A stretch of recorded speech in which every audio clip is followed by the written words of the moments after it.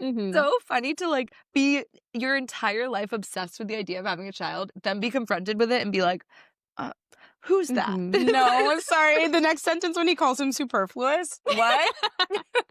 Oh, great. Another person. Superfluous is a beautiful name for a baby boy. Like, it's crazy.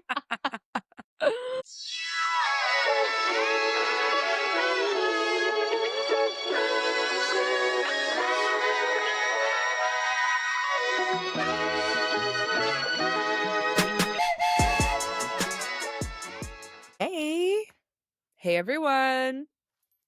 welcome back to Limo. To Toot toot. listen. Toot toot. Beep beep. Whistle whistle. Say You that. know? Hoot hoot. Yeah, exactly. Thank you. I was like, how do you make onomatopoeia about that? Wait, when you were a kid, did you used to do that thing like in the car where you would like Yeah, where you try to get trucks to you're trying to get the honk at trucks you. to I would even do it on the side of the road. If you're not watching video, just know that we're making that. You know what it is. That if you symbol. know, you know. Yeah, exactly. With a raised the universal arm. sign for honk. Yeah, Your exactly. truck horn. Yeah. Wow. Wow. Everyone. Okay, Leah, I have some questions for you. Okay, well, Heather, I've got some questions back at you, but I'm ready. Oh my God. Listening. Okay, well, so what I wanted to ask you is what happened in your week as a writer? Oh my God. Well, I guess I'll get into it first. Let's just jump straight in because Let's we've get got right a into it. big episode on part 7 coming, and we have a lot to catch up on. I want to talk about something that I feel like needs to be in the history books and needs to be kind of like recorded in real time. And I don't want it to pass without being remarked upon on the podcast. I was at Eyewitness History. I survived. Marked safe. Marked From safe. But Leah are Abrams. you safe though? That's what I'm saying. Emotionally, maybe not. Because the body keeps the score. I'm just saying, I want you all to know you thought, oh, let me get into a safe industry. You know, let me pursue a craft and an art form that will, you know, keep me out of the violent path of destruction that is raging in this country. No, wrong. Oh, no. Oh, no. Because turns out you can go to a reading and witness a truly violent fight. There was a bar fight at a people maybe have already seen this on the internet. I think there was a little bit of a moment about it. But there was a ruckus. There was a ruckus. There was a story in Hobart that kind of was a dispatch from said reading. Wow. Oh my God. Wait, I didn't know that. Maybe we can even link to it so that people can get the full effect. But I just want to say, for the record, you know, stay safe out there because these can be dangerous affairs, apparently. Yeah. We did not know what was going on. All of a sudden, there's a little bit of a kerfuffle on stage. Oh my 2 random people on the stage at Nightclub 101 in the basement. Well, and so that was the first. That was, and so there were signs. And and no comment on that. And I'm going to leave that for now. 2 random people unaffiliated with the reading. They're like kind of, you know, must be 18. Like they are underage and they are fucked up out of their minds. But I was like, maybe it's a skit. And then afterward, we were like, Heather, we need to do a skit at. Oh, please. At the next limousine, we have to start with a skit. Imagine. Us at the naughty or nice reading. No, we do like a Santa. Please, that would be so fun. Like Santa and Mrs. Claus skit. But Kevin was like, I don't think this is a skit. Like, I don't think she knows them. And I think they're like causing a scene. And he was correct. He saw the signs first because eventually somebody in the crowd takes a fat whiskey glass, like a tumbler. I can't. And smashes it on the head of this young boy. Blood everywhere, like spraying everywhere all around. I was in shock. I could not believe what I had just witnessed. That was unbelievable. I was like, how could I possibly read after this? This is the most exciting thing these people have seen all year. You know? Right. You can't follow that. No, of course not. And then what was even stranger is the security guard came down, the bouncer, and he was like, but first of all, his job is not security guard, it's bouncer. Like, why would you put him in this scenario where he has to now break up a fight? No, yeah. No. And he's like, what's going on here? Guy who's obviously bleeding, but somehow not passing out from the head is like, he smashed a glass on my head. And the guy who smashed the glass goes, yeah, I guess I did. Probably shouldn't have done that, but I did it. And it just seemed like he really wanted to try smashing a glass on someone's head, and he saw his opportunity and he did it. Yeah, because when is he going to get to do that again? Do you know what I'm saying? It's like if you're a frequent reading attender, this is your only chance in your life. Yeah, it's never going to happen again. Yeah. So I'm just saying, like, the image they tell you of New York City violence is actually true. Wow. And it's not in the places you'd not expect. the New York Post accurately reporting. Yeah. That's Wait till they get a hold of this. When they find out about this reading, it's over. I'm telling you, like, the National Guard is being sent into New York as we speak. No. There was more, but I can't even get into it. That I just wanted to say, you know, stay safe, everyone, because it's an epidemic what's happening. And with that. And guys, we are going to really, prioritize safety at our next reading. Don't worry. At our December reading, don't worry. In fact, we're inviting the National Guard. So don't worry. You will be for your safe. Protection. Mm-hmm. Yeah. We're actually hiring Curtis Lewa's Guardian Angels, our private police force, to patrol the perimeter of the next limousine. So don't even worry about that. I just remember you texting me the picture of blood. I was like, okay, so I was like, okay, yep. And then also you sent me what was it? You were like, heading out now. I didn't even get to read. I was like, what? I was like, okay, yeah. There's a lot more detail that needs to be unpacked here. Love and respect to the weird fucks community, but when people were sitting down in the blood, no mop, that's when I said, to be sitting in blood is just, I'm getting nauseous. Time to take a little break. I've witnessed something. The body keeps the score. Yeah. You need to process that. You can't just sit in it. You know? Again, who wants to hear from me after that? Like, that's not. No. Well, that's not. No. And so that's not. But yeah, it does make me want to know what happened in your week as a writer, Heather, because I believe there were other readings to speak of for the both of us. Right. Okay. So for me, what happened in my week was just like nothing like that. I went to a normal nonviolent reading. Yeah. A nonviolent reading series is so funny.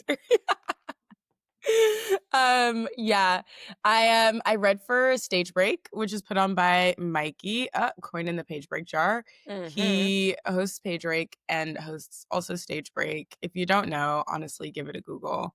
But at Stage Break, basically, you send in your reading, your excerpt before the reading. Mikey prints it out in a booklet, and then you get on stage at the reading, and 3 other people get on stage with you and read your story with you from the booklet. One thing that was incredible is that, like, when I put my hand in the box to randomly choose a reader, I got Leah Abrams. How crazy! First try. First try. It's almost like I stuffed the ballot box. It's almost like I put 4 of my own name in there. No, just guys. Leah was like, I put my name in twice, and one of them is wide open. That's how you'll know. She was like, one of them I didn't fold. No, I was like, I have to give her a sign. So like everyone was folding their little piece of paper when they put it in, and I was like, hold on, I'm not gonna fold it. Let's just do one not folded. That's how she'll know to just stick her hand in there. And got him. Got her on the first try. And then 2 other readers came up with me, and I read a piece from a new story. And one was Alec. So fun. which was Yeah, an one was Alec. That was amazing actually random. That that was was a really real and true coincidence in a Yeah, fun, super fun way. shout out Alec, who has been on our pod before, Alec Niedenthal, if you want to go back and listen. He was like randomly so good at reading. I mean, I guess it's not random, but he was so good. And yeah, everybody was so nice about my story. I had like just workshopped it that weekend and was like stressing about it, but then felt amazing when I read it. It's a And what a banger. night. I can't wait when the listeners of this podcast get to hear that story or get to read it for themselves for the first time. It's going to be an electric outpouring of love. Say that. Say that. Wake that up. Yeah. No. Yeah. Yeah, it's a great story. It And was so fun. Stage Break is so fun. It's fun to so like fun. have other people come on stage and read. Yeah, it helps you like focus in a weird way. Because like we alternate pages, and so when it goes to the next person, you're like, okay, I'm snapped back into the story. You know? Yeah, iconic. Okay, Leah, I have to ask. I'm scared to ask because it's kind of been a minute, but I have to ask what you've consumed. Oh my God. Well, so I was kind of planning on talking about The Age of Innocence, which I'm reading right now, and really enjoying. Oh my God, can't recommend it classic. enough. Yeah. Yeah. Oh my God. She really, boy, does she know how to write. Do you know what I mean? She's great. Yeah. She really knows her stuff. Love Good it. at writing? Yeah. Okay. Edith Wharton. Yeah. Yeah. I gotta say. But then I consumed something last night, just, Oh you my know, God, on a whim, Leah. that is so unbelievable that I have to talk about it. Like I all plans are thrown out the window. Are you familiar with the Ryan Murphy show, All's Fair? Starring the incredible Kim Kardashian as Kimberly Alora Noel. Grant. Alora Grant? Alora is her name. It's amazing. Sure. I don't even know. Like at first I was like, did ChatGPT write this? Like, is this like our first kind of AI script? But then it was like, even AI probably could not do this. Do you know what I mean? Like, Yeah. it's a level of uncanny valley that is like, it's impossible to describe. It's really, but it's amazing. Like, it's rewired my brain. We tried to watch Abbott Elementary after. We watched like 2 episodes of All's Fair. And we were like, no, we can't even engage. Need to clean my brain. No, we can't even engage with Abbott Elementary. Like, I can't engage with something normal now because I'm like stuck. They have a setup of dialogue where they'll be like, let me think of an example. They'd be like, and he's going to kick the bucket. That means die. And we won't hear from him again. Like, it would be like, we're going to use an idiom or a metaphor or something. I'm crying we're and then explain immediately explain it by saying that means. Like, they literally will say like, and by that I mean. And then they'll like have like one final kind of like little twist with it. And they repeat that over and over. And I'm like, why don't we talk like that? It surely would clarify a lot. Yeah, we'd never have to wonder that way. Like, it would be, and the most amazing things would happen. Like, there'd be a scene, and Kim would be like sitting and waiting, and I'd be like, he's late, and then immediately her next line would be like, you're late, and then there'd be candles, and I'd be like, it's their anniversary, and she'd be like, you forgot our anniversary. Like, it would be, it's the most like cause effect television I've ever seen. You can watch and feel like you're kind of playing a video game almost. Like, I just need everyone to go watch it. Did you enjoy it? Is it like Yes. so good it's bad? Yes. At first I was like, I hate this. I cannot. Like, the first probably 10 minutes, I was like, please turn this off. Like, get it away from me. Yeah. Something changed. Something shifted, and I said, I'm having so much fun. Like, I don't know. Okay. And do you think are you gonna finish it? Yes, without a doubt. I'm like dying to watch the next one. And I'm like a hater on, like, I don't really I know watch... you don't like mind numbing or like whatever TV. But it's not mind numbing. That's the thing. It's like it challenges it's mind stimulating. Exactly. It challenges you to really engage on that level. And I'm crying. I did. Okay. I'm gonna watch it because like I'm like a not Kim K hater. No. I'll say it. Oh, I'm like I want to see what she's up to. I always want to see what she's up to. she is the worst actor of our Yeah. generation, but she looks Yeah. amazing doing it. I bet. I bet. Oh my God. I bet. I believe you. There's a scene where she's like just found out like her man is leaving her and he's Mm-hmm. been like cheating on her and Mm-hmm. That's she's why he like forgot the anniversary. and that's why he forgot the anniversary and she's like Mm-hmm. sitting in furs like on the couch and like you're Not like in this is furs. Oh. her like crashing out and all her friends are like coming to friends and business partners are like coming to like comfort Mm. her and they Mm-hmm. walk in and she just turns and goes like it's amazing. That's like her crush. That was really good, Leah. I guess if you're not watching, you can't really see what Right. facial expression I just made, but imagine, um, you know, mild, Describe it. mild concern. Yeah, yeah. Over your entire life falling apart. Um, Obsessed. okay, Wow. Heather, Okay. I've gone I on for do too want to watch long. that. You have to watch it. I need your thoughts. Ugh. Okay. Yeah, I'll get into it. I'll get into it. Okay, I Um. need to know what you've mm. consumed. Oh my gosh. Thank you so much for asking. Wow. I consumed an incredibly powerful, wonderful, stunning, and beautiful piece of criticism by the one Leah Abrams called Into the Manosphere. That was Oh, in the Cleveland oh Review. my God. Wow, Leah. What a banger. Oh my God, I'm literally do you see my cheeks? There's like I see them. a Yeah. flush coming to them. They're getting Wow. hot. Yeah. Yeah. I thought that was so good, Leah. I thought it was like brilliant. It was really, really good. It's really like you can really feel that you're writing about one of your special interests, which is Literally, it's like somebody this weird thing that men are doing right now. And you're like, that is one of my so special interests. no, it is. You're like so deep in your bag. You're like, you know how Tony would be like, find your genius? I'm like, this is Leah's genius. And Oh it's my so, God. so good. Oh Yeah. my God. It's such a banger. And like when you sent that morning, or maybe Grace sent it, I was like immediately sucked in and was like, this is just really good. Wow. And I know you've been working on it for so long. And I'm like, you can feel that. It's like a really, really well done piece. Oh my God. Wow. I And want everyone to know we didn't discuss this beforehand. I'm like I live know. I was reacting even right going to be like, now. oh, can we do what we consumed first? Because I was like, maybe you'll talk about it in your week as a writer, but you didn't because It you're didn't humble. come up. Well, You're humble. well, no, because I was occupied with my trauma. Oh, yeah, you had been traumatized. Damn. Wow. Oh my God. Thank you so much, Heather. How did it feel to finally get that out?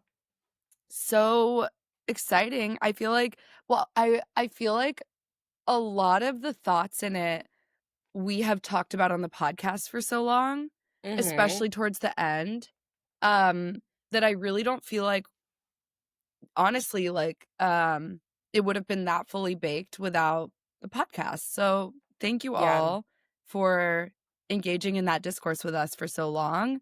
Um because it really informed I feel like where it got towards the end and like what we or like what I landed on. I guess as many listeners probably feel all the time, like it can be so frustrating seeing somebody write a version of something that's half baked when you know like when you're like, oh, me and my girls kind of have already done that. Do you know what I mean? Yeah. Like we've already yeah. covered that fully baked. So why are you Yeah. getting away with publishing like 300 words about this that don't make any sense? Yeah. So yeah. let So me true. bring forth like the the full baked version. No, and yeah. that's so I think satisfying. it was so satisfying. And I think that's so true. I feel like a lot of times I'll like read a little essay or a little review and I'm like, now why am I reading this? Or I'm like, why does this exist? Like, what is like, I don't know. Like, I don't care for like a trend piece that has like 3 examples and like nothing backing it up or whatever. Like this was like a meal and it feels like something that can like shape the way that we're thinking about the moment because people have been like making these little like fake claims about like, oh, men are not getting published. And it's like, Well, you're not really allowed to say that if it's not true. So I feel like this piece, like your piece has like a purpose. Like it can like guide the way people are thinking about things. Well, it's like, why are you 10 out of citing the 10. same 3 books? You've only read 3 books for No, this. I'm like, I will yeah. read 17. You know, like, Read them all, Diva. Yeah. Yeah. I'll read the whole internet if you want me to. Like, I will Period. cover to cover. Yeah. Yeah. Yeah. Wow. Well, thanks for saying that. And What a banger. thanks everyone for reading it. I feel like that was, yeah, the response was really fun. I did get attacked on the Red Scare and book thank club God for that. Because if you're not getting attacked by them, you're doing something wrong. Oh my God. Yeah, I have not gone back to check on that, but I'm just not gonna. So let me know if there's anything really bad, like my social security number or something. Yeah, guys. Just let me know if I've been like fully doxxed, but otherwise I'm just not gonna look. Yeah. But yeah, and then I watched There Will Be Blood because I'm now on this, understanding PTA kick. And I'm not gonna lie, that was a banger. And now I understand. I'm trying to get to know him. I'm trying to get to know the guy. So well, okay, so I thought I had fallen asleep in the last half, but Kevin reminded me I fell asleep for the beginning and then woke up for the super violent parts. Sure. So now I'm like, I really need to understand what happens. I remember there's something about oil, but that's all I recall. There's something about oil. Do you know what I mean? Like, so I guess I gotta there's a little something about oil. That. Yeah. But listeners, I will be updating you and Leah because you're going to be watching some of these movies with me. We'll be updating you on our PTA journey. We're locking back in because we need to see more than just one battle after another to really understand what he's up to. Yeah. And also my current read is The Lover by Marguerite Duras. Oh my God. Okay. Been meaning to pick that one up. Should I also? Yeah. I mean, it's so short that there's no downside to reading it. It's good. It is good. It really reminds me a lot of Annie Ernaux, but I'm not like, you have to go out and get it. Well, in that case, maybe I will keep plowing through my list. Okay. Oh, wait. You guys are about to hear something amazing. It's a listener on the podcast. A passenger princess here with us. Wow. That was such an amazing experience. So fun. We have truly such a fun guest. I think you're all going to love her. And we had so much fun with her. Yeah. Okay. Enjoy. Bye. Hey, hi, everyone. Hey, everyone. Welcome back. Welcome back to Limousine. Part 7 of the Layne McArdle book club. Wow. And it actually is because we've recorded out of order. Not everything is what it looks like. Yeah. Not everything is movie magic. Movie magic. This is actually our final episode that we're... It feels very momentous, and it feels especially good that we're here in the studio. Yeah. With a very special guest. One of the most special guests you could have. We wanted in one of our episodes, and we wanted part 7 specifically towards the end of the book and a significant moment. Low-key one of the bigger moments of the book. Low-key the moment of the book. The one we were waiting for. We wanted to have somebody who's been reading along with us the whole time. And so we reached out to our amazing community on Discord, including the fabulous Layne. Hi, I'm Layne. I genuinely, this has been the highlight of the past few months for me. Oh my God. I've had such an amazing time. And, it's been so great just to, meet new people, get to know both of you, and just, get to chat about such a gorgeous book. It's been fun. It's been so an amazing time and, an amazing way to stay in touch with, what I love about reading and writing. Yeah. It's been really amazing. So oh my gosh. Oh, and you've been, such a big presence in the Discord. It's so nice to hop on and know that there are going to be people who have interesting things to say about parts of the novel that give you a new lens into it, a way of looking at it that you might not have had before. I feel like every time I go, there's always something a little bit new. There's something new. Yeah. Oh, so exciting. Okay, well, Layne, the question we always start with everyone is, what is your relationship to the book Anna Karenina? Sure. I mean, I was trying to remember the first time I read it. It was pretty recently, right before this book club started, actually. Whoa. Mother's Day weekend, my mom came up with me, and we went to McNally Jackson, and I had just finished the Keith McNally autobio, and weirdly he said that, I don't know if you guys know this, he said that Anna Karenina is his favorite character in all of fiction. in that story, which is also a crazy choice. And it kind of Interesting. changed the entire perception I have of him and like the restaurant world and this book, just knowing that that's it's just bonkers to me. There's a lot to unpack there. That is, I mean, it's almost like it makes sense in a way. Right. Is he like the Balthazar guy? He's the Balthazar guy. Yeah. He's I'm that like, guy. well, that would, he has a flair for the dramatic. Do you know drama, chaos? chaos? So it makes sense. It makes sense. No, exactly. That's so funny. Did he talk about why in the book? Or he just No. was like, it just dropped it in. I almost love the idea that he's never read it. That would be awesome. He's just like, I love her vibe. Yeah. No, but yeah, so I read the Bartlett translation first, which I have here, like crazy bookmarks. Okay. And then I was reading the other translation that you guys recommended also. Wow. And it's been so fun. It's been so nice seeing everyone's perspectives and just kind of like to close read right after reading it for pleasure has been so rewarding and fun. Yeah, the second read is like really, really rewarding and fun. What's changed for you on second read? I think on second read, I was a lot less impatient with the text. I think it's big and that's great. I love like a big sweeping novel, but it was kind of challenging at first because I just wanted to know what happens. So it kind of led me to skim past a lot of the details. Like I would be just anxious to see what was going on with Anna and Vronsky. I would not really be paying attention to any of like the Nabokov questions or any of like the little like interesting literary decisions that were happening. And for anyone at home, you really don't have to do that. No, but then it was so nice to read it again and get to see all of these little intricacies that I might have skimmed past and to hear everyone else's like really, really compelling takes on how things were going, all the twists and turns, and people who are reading it for the first time too. It's been such a pleasure. Wow. Yeah. It's actually shocking to hear you say that you didn't pay attention to the Nabokov questions because some of you listeners will know we had an in-person book club earlier this week where we already met Layne and a bunch of other readers and listeners. So fun. And we had a pub quiz, kind of, like a... Why am I saying pub quiz? Well, trivia. I love it because it's like Trivia. very British of you. Right? I was like, Your British root. Yeah, I was like, I'm returning to my erstwhile home. Yeah, I mean for you. But yeah, we did trivia. And Layne crushed. You were like so good. Kind of an MVP of your team, I would say. A beautiful second place for Kitty's thin hair. Yeah. Kitty's thin hair it was such a good trivia group. We had so much fun. Oh my and you were God. running it like the Navy, Heather. It was so funny.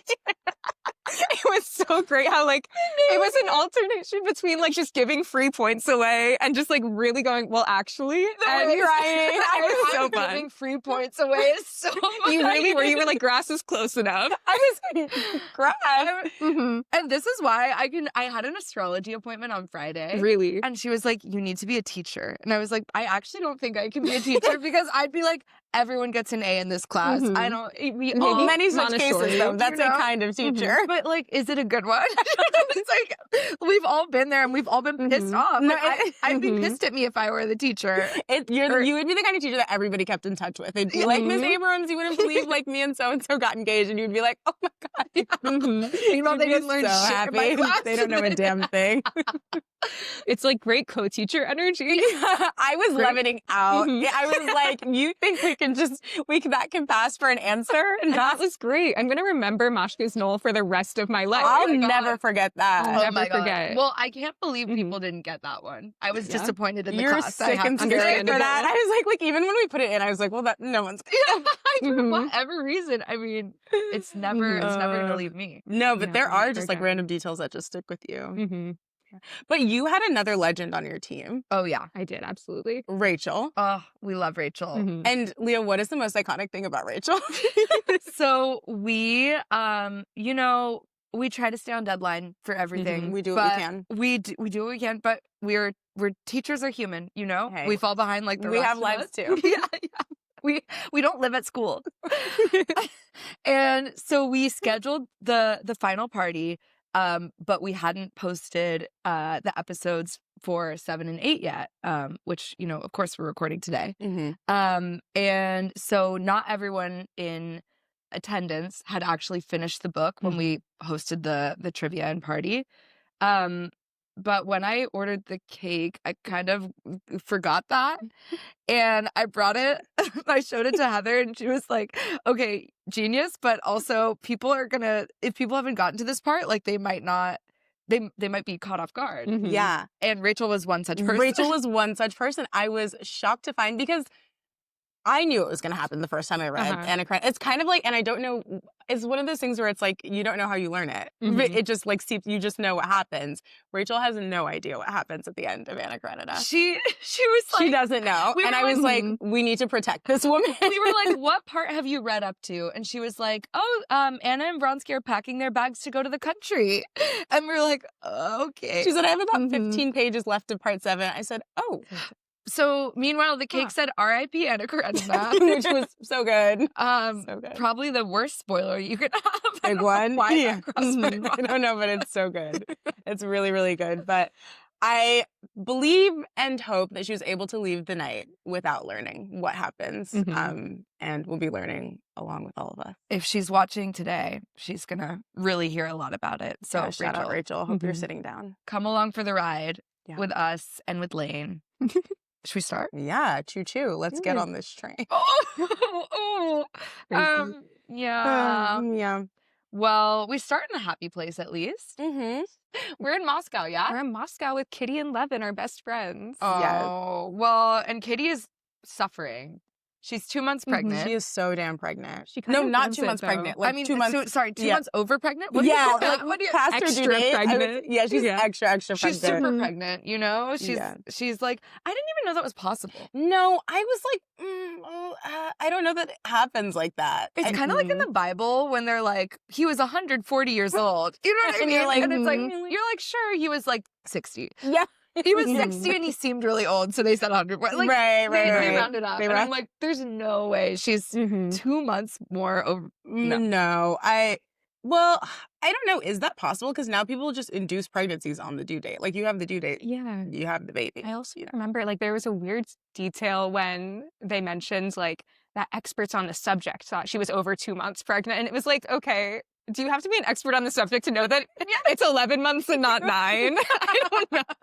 But that is so funny. Like, maybe they were checking the calendar. That she was 2 months. And I guess, like, So maybe the she didn't know geniuses- exactly when she got pregnant. I don't know. Like, maybe just there's kind of a always rough. that. Yeah. I don't know. Yeah. But either way, like, she's the perfect woman. Of course, she's 2 months extra pregnant. Yes. It's Oh like, my God, you're so right. I She's don't know. extra mom. Yeah. crazy. She is like the most powerful kind of like Madonna figure, you know. So yeah. if She it is would like, happen to anybody, it would happen to her. It would happen to her. definitely.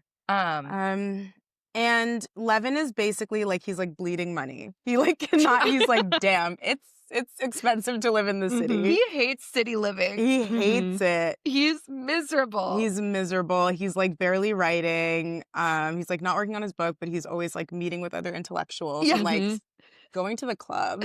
No, he's literally like, I have nothing to do, but I'm so fucking busy here. Like, how is this happening? Yes, it's amazing. Yes. He goes, indeed, what was there for him to do? He did not like to play cards. He did not go to the club. To keep company with merry men like Oblonsky, she now knew what that meant. It meant drinking and going somewhere afterwards. Like, he is just not about that life.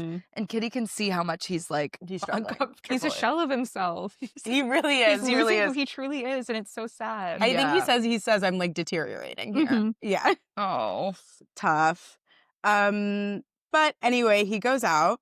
Kitty like tells him to go like pay a visit to this person in their life that she's like, oh, you have to because they paid a visit to us. And he's like, this is so stupid. I have to pay a visit because they paid a visit. And he's like, I hate this choreography. I hate this way that we have to behave, but he does it anyway. I found that kind of sweet and relatable. It's like, you know, like, No, why it's do you have to, you have to go? She's like, go like pay the Countess a visit.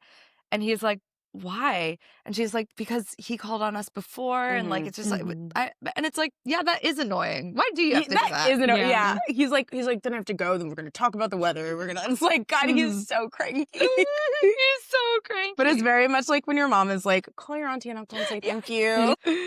But something of note does happen. And actually, there's like a little blip where Kitty runs into Vronsky for the first time. Yes. Right before this. And handles it like pretty well, it seems. She doesn't really pay him much mind. She's happy with Dignity, that. grace. No, Yeah. She's so beautiful. Yeah, she's pregnant as hell. Mm-hmm. She kind of like got her win. Yeah, she got to see her ex and like flex on him. Yeah, exactly. She didn't even blush. No, she was, and I love that she's like grading herself afterwards. She's like really pleased with her performance. Her dad is pleased with her performance. She comes home and she tells Levin, and Levin's like, she's telling the truth. We're all pleased with her performance. Yeah, everybody is like, everyone's like, good on you. Yeah, you won.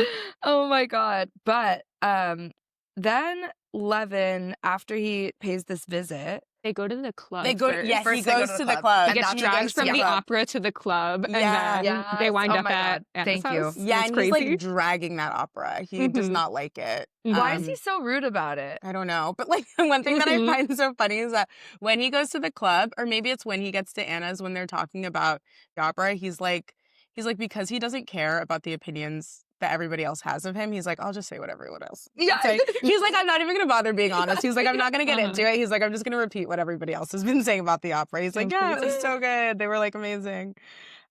Which is so classically him.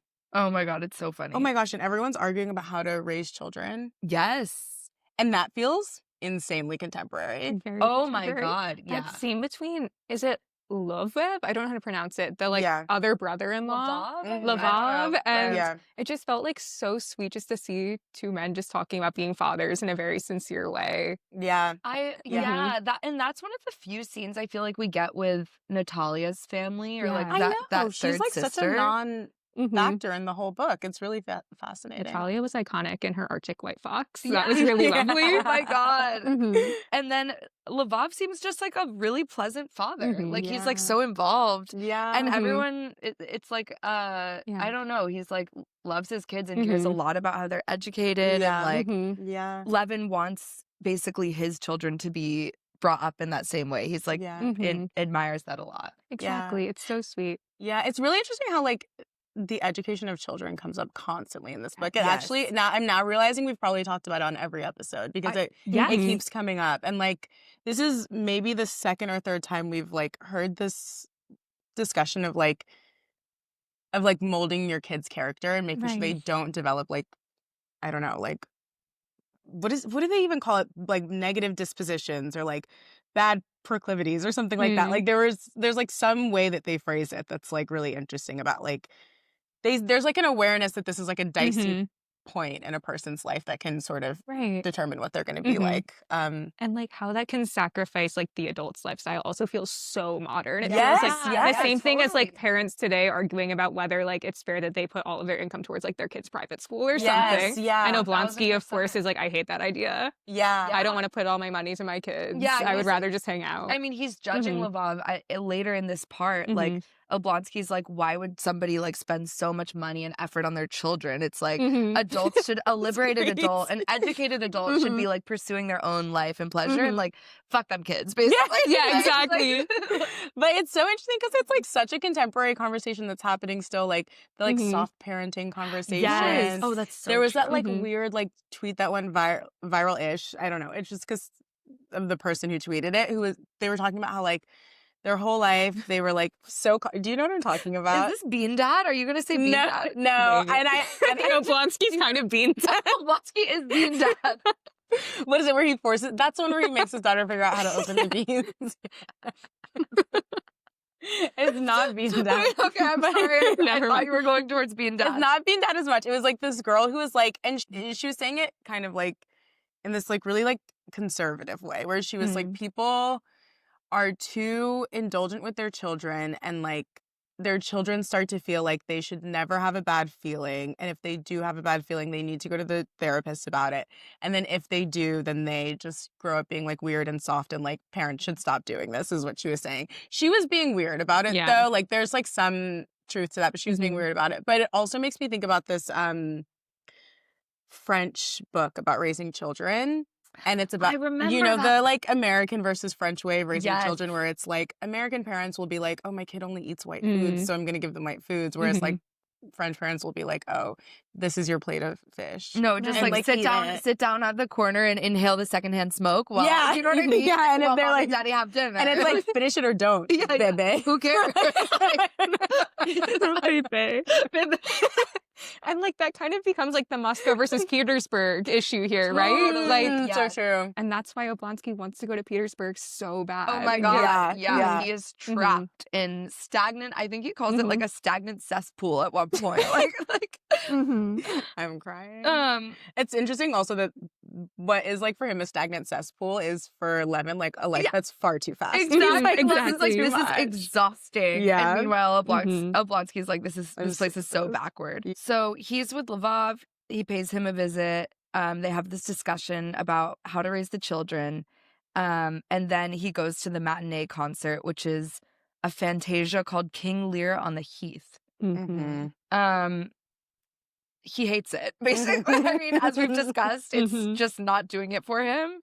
Everyone else likes it though. Yeah. I think maybe, again, this is like, I mean, I keep harping on this, but it does feel like Levin is just so skeptical of like everyone else's obsession in society with everything that's European. And people are like, oh, there's like Shakespeare involved in this. Like it's a reference to something British and like from the rest of Europe. And he just like thinks that's so stupid. For sure. He's like, who cares? Similar to his feeling about teaching the kids French. Exactly. About seeing the peasants as anything other than Russian. Yeah. He's like, they are Russian. They're just Russia. Yes. They're part of the land, actually. And also his feelings about trains, literally, and things as basic as like, ew, a train connecting me to other places? Not that. No. Not that. And in that way, he's so American. Yeah, yes, yeah, exactly. He really is America first. But what else happens at the concert? Anyone? At the opera, I think, isn't that when he again repeats a phrase that he's said before, and he's so embarrassed? Is that at the opera? Or is that one of his other like two terrible social situations before that? Oh but it's not even that. It's like even more subtle than that, which is that he heard somebody else make this comment. And he later makes the same comment. And then he realizes that the person he copied that comment from got it from like a magazine review. So like the levels of fraudulence are many. And he's like, somebody is going to notice this. And no one's going to notice besides him. But it's like, you know what he means. No, it's like, no, sorry, go ahead. Well, I was going to say, we've all been there. Where you're like, oh, I read this piece in the Baffler. I heard somebody say this remark about that I recognize actually is from the piece in the Baffler. Later, I forget where I've heard it at all, and I repeat it, and then I remember I've copied somebody, and they're like, somebody could easily, and it's mortifying because so everyone could see it. You know? No, do you know what it makes me think of? Like on episode 1 of this podcast, I had recently listened to the Upstairs Neighbors podcast. Oh my God, Voodoo Clam. Oh my God. And I said voodoo clam, and to me, I'm like, this is referential. But then I was like, oh, people won't maybe know where it's I'm like, basically, I was like, I should have annotated that because now it's going to look like I think that I'm making this original joke, but I'm making a reference to, and I was like, the levels of consideration there. I can say as a listener, it stood on its own. Wow. I was like, this is referencing something that I don't know the reference to, but I can follow the thread. It's Thank okay. you so much. It was so beautiful. Good to know. Real time feedback on how Voodoo Clam played out. Yeah. Essential. It Better was than not a Levin comments. moment. IRL comment. And that's how you stop the negative loop, Levin. You ask the audience. There you go. God, if only he had a podcast, everything would have been different. Levin having a podcast. If he just had a podcast, his life would have been changed. I think he would tear. I think he'd be so good. I would listen. Yeah. Because he's always like internal monologuing, you know? Like he's got a lot to say. He's got thoughts. Him doing a podcast on the peasantry, please. I would learn a lot. It would be amazing. It would be so good. That's so funny. He'd bring on a bunch of experts, and then one day he'd be like, I'm going to bring on a peasant. He'd be like, you know what? Let's get a peasant in here. Speak for yourself. Like, oh my God. He would bring on that peasant that he met who was like really innovative. He'd bring on that peasant. He'd be like, now you've got something to say. Yeah. Oh my God. He'd be like, not all peasants are foolish. I've got a good one here. Oh my God. Yeah, so then they go to the club. Yes. But he runs into some people there. And he actually doesn't have a bad time, which is like shocking to him. Yeah. He walks in and he's like, oh yeah, this is why people come here. He's like, it's nice. It's not so bad. He's like, okay, so let me put up my galoshes, my hat. then, oh my gosh, it's Turopsin? The guy who made that amazing joke at the night he proposed to Kitty. Yeah. And of course, that's all I remember him for. Yeah, no. I mean, low-key, that's all Levin remembers him for, because he's like, I really like him because he reminds me of our gorgeous engagement. And then finally, Blonsky gets there after being eternally late, as somebody puts it. Love him. Truly an icon. Yeah, his father-in-law's there as well. Mm-hmm. The old prince. Everyone's just kind of hanging out. Oh, Vronsky comes and they have like a kind of a short, really casual exchange. And Levin is actually surprises himself a bit because he's like, I actually kind of fuck with Vronsky. Yeah, he's like, for the first time in my life, let me bury this, you know? Like let's bury this beef. It's over. Yeah. I kind of like you. Like he's like having a nice time. Yeah. And then Oblonsky's like, you need to meet my sister. You've got to see her. You please. You have to come see my sister. You're going to love her. It's going to be fun. It's going to be amazing. I also love the part of the reason that Levin decides to like Vronsky is that he just starts laughing. He's like, and he laughs so nicely that I've got to like him. You know what I mean? He's just in such a good mood, which he never is. Never. And I love that for him. And he's in such a good mood that he does actually agree to go meet Anna.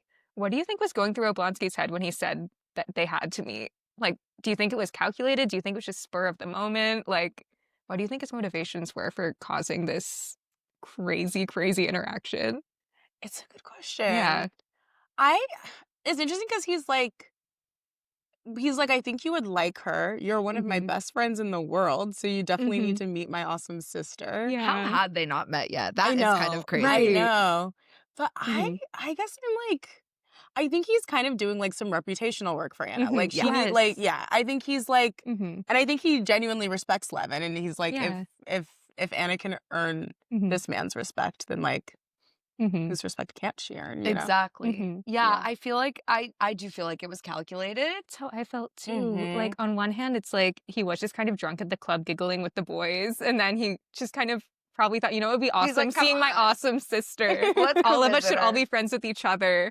But it also just feels like he's trying to save his sister's life a little bit by like making her more normalized in society. She's like, if Levin can approve of this woman, then everyone will. Levin is a hard critic. So and there's also, I mean, in the background, he's trying to work on the divorce, and I feel like the more kind of like conservative, like you know, Christian-minded people. Not that Levin's even religious, but he's quite like, you know, proper about marriage. I feel like he has this feeling like if he can convince other people in society, then he can work his magic on Alexei and convince him into the divorce.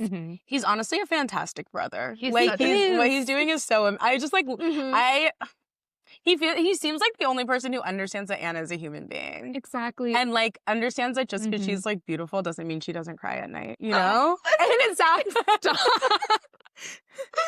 he seems like the only person who knows, because I don't know, it's very sweet because he can't be attracted to her and he can't be jealous of her. Like it's his sister, and like it's just pure like it's really pure. I know, I could cry. It is so, it's beautiful, and it's also like so empathetic. Like there, I think there's like a world where he is like completely in line with the double standard of the time, basically. Like he recognizes that he's constantly cheating on his wife, and he's and yet he still would look at her and be like, ew, you disgusting like sister of mine, I like want nothing to do with you. Instead, it's almost this like it's like real recognize real a little bit. He's like, I know your nature. I know that I suffer even when I make mistakes. Yes. And I want to like help you. Like I want to help you through. Oh my god. It's love. Wait, something that really stood out to me. I don't know if I have it highlighted. I might not be able to find the exact section, but is when they're like riding over in the carriage, and like Oblonsky is really talking up Anna, and he's like, she's smart. She like has like such a strong will, all of this stuff. She's managed to survive this thing that nobody else would be able to survive. He's saying she's writing and all of this stuff, and he's like, but she's a little bit, you know, it's like lonely. People aren't coming to see her. And then Levin's like, oh, but isn't she taking care of the kids? And then Oblonsky's like, oh, see, that's your problem, is you see all women as females. And I was like, whoa. I was like, clock him. He was like, Broody hens. yeah. You seem to picture every woman as a mere female, a broody hen, says an Arcadian. If she's It's busy, it must be with incredible. children. It's so true. He like has this like more complete. Again, this is why like I love him. He like, is that guy, kind of, a He's little that bit. guy because he really does like. I think among all of the men, he is the most willing to like recognize women as human beings, even when that means like being disrespectful to them. Yeah, He's yeah. like, well, That's a she's good way just to a put it. woman. She's like any other human. Yeah. You know what I He's mean? like applying his libertine principles like across the board. Like he's applying them fairly in a way that is really respectable. Yeah. And first, this also really made me think of like, you know, and like the whole like discourse about like saying females instead of saying a woman or a girl. And like people would be like, what do you think they are? Like an animal or whatever? Like that's always the discussion. I'm like, damn, not Tolstoy touching on that. He predicted it. The Ahead of females his time discourse. in every way. In every way. But yeah. So we get to Anna's. So crazy. Levin walks in, he sees this portrait and he's taken. He's like, wow. He forgot where he was. Like he's like time stop. He sees the portrait that they got in Italy and he's like, who is this beautiful woman? She's more beautiful than a living woman can be. And then all of a sudden Anna comes up behind him. So movie. Like it's such a cinematic moment. It feels very vampire to me. Yeah. It feels very vampire lair. Like he's like the virgin sacrifice being brought to Anna's dungeon or something. I don't know. Totally. Oh my God. It's so funny. I mean, this is where it's like, it does feel like Tolstoy is gearing up for like something so dramatic to happen because it's like this like self-myth, you know, with him looking at her portrait. And he immediately kind of falls in, you know? Yes. Yeah. Even though Levin of all people you'd think would be like resistant to this kind of charm. And he is. He is attempting to resist. Yeah. He's trying. He's certainly trying. Yeah. But it doesn't work. No. He immediately is like, I have so much love, sympathy, and respect for this woman. Yeah. He's just like, I get it. Yeah. I totally get it. Yeah. And also, I mean, we have these kinds of conversations about like what she's occupying her time with, which become very important later. Like Oblonsky explains to Levin in the carriage, she's been writing a book, and it's, according to a publisher, of great quality. And she's also taking care of a British family. So she's got her, you know, she's trying to keep herself busy. There's like this very interesting distinction that Tolstoy is making, or that the characters are making, between philanthropy and like a good deed. And I think we could wake up in this moment, in this cultural moment. I think we should talk about that a little bit. She's like, why the hell would I take care of a school full of girls? I could never do that well. I'm going to take care of these like handful of girls, even though I'm sure it would look great for her, or like be more impressive for her to take care of a group of girls. She's like, no, I can do a good job with this one family, and like with this book that educates kids, but like not with, I don't know, funding some whole school for us full of, I believe she calls them an orphanage of nasty little girls. She literally just said She does. But that's the interesting thing, and maybe I'm being so skeptical, but I also read this as her charming Levin. Totally. Do you know what I mean? Totally. Because right after she says it, she glances at Levin, her eyes, her smile, everything told him that she was addressing what she said to him, valuing his opinion, and at the same time, knowing beforehand that they understood each other. She knows Levin is skeptical of institutions. Exactly. It's really good. It's so true. Diabolical. No, she is so powerful. She is powerful. Yeah. Because she's like, oh, I know he doesn't like the idea of philanthropy, capital P. Right. Yeah. He wants to live in the woods. Yeah. So let me frame this. Show him. Yeah. And they like literally, even in the carriage, Oblonsky mentions like, oh, she has this little family with her, and he's like, not like that. It's not like philanthropy. And it's like, and she's like able to like intimate all of this, like, whereas like Oblonsky had to have this explicit conversation with Levin. It's just, amazing. Yeah. Oh my God. So then he falls in love, and then he goes home to his wife Kitty. What? and right before he goes, she's like, tell Kitty. She's like, tell her that I still love her and I'll love her forever. I love her as before, and if she cannot forgive me my situation, I wish her never to forgive me. In order to forgive, one must have lived through what I lived through, and may God spare her that. It's a bar. Yeah. he's like, I love this woman. What an amazing, dear, and pitiful He's woman. awesome. It worked completely. He's blushing all over the place. As opposed to Kitty, who didn't blush when she didn't have to. Like, Wow. she had composure, and he immediately felt like, That's so true. Oh my God, that is, and I mean, no wonder then she breaks into tears. yes. Oh my God. Kitty is devastated basically because he's like kind of like awkwardly not mentioning it also. He's like, so she's like, so what did you do? Like when you went to the club and other places? Yeah. And He's like, oh, we ran into Vronsky. Yeah, and he's like, God, it's so crazy. We really do drink. Yeah. Wow. And she's like, I don't want to hear about how our class drinks. I want to hear about what you're trying not to tell me. No, exactly. And he's like, so then, and then he starts blushing like crazy when he's like, and then we, yeah, Steva made us go. We had to go see Anna. And says again, she's a very pitiful and good woman. And later, she breaks into tears. But they have a little conversation and they make up by talking all night, basically. Until 3 o'clock. They have to talk until 3 before everything is set right, which is amazing detail. It's also so contemporary. Yes. Yeah. This situation feels exactly like when your boyfriend's like, but she said she wanted to be friends with you too. And she really wants to meet you. Yeah. But she said she really liked you. So and you're like, she thinks you're super cool. Yeah. So messed up. It's so evil. Oh my gosh, that's so funny. After she didn't even blush about Vronsky. Exactly. Something that's so interesting about this to me is that, like, in the next section, when we're back in Anna's POV, she's like, well, I worked all night to make that man love me. Like, she's like, crazy. But it's, like, so interesting because, like, Levin comes away with the impression that, like, she is a good person and a pitiful person. Yes. And she knew that was the impression she had to give to make him fall in love with her. But, like, she would give another impression elsewhere. Like, she's not doing the scissors game for Levin. She's not doing that. Like, she saves that for a different audience. And, like, that is so interesting. Oh, that's so true. And for him to say to his, like, good and kind and perfect wife, Kitty, she's good and kind and pitiful. Oh my God.